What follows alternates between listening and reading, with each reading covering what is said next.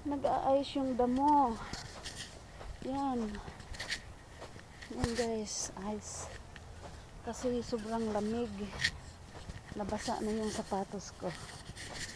Yan. Ayos ko yan, nag-aayos siya.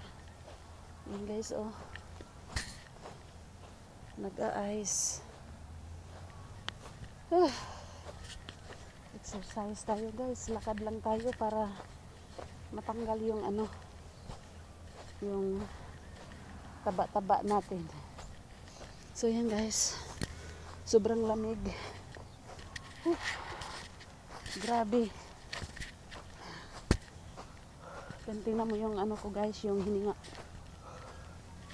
So yun guys, sobrang lamig talaga. Yan, nag-aayos yung mga grass. So yan. Maganda na rin to. Exercise yan. Ang ganda ah. So,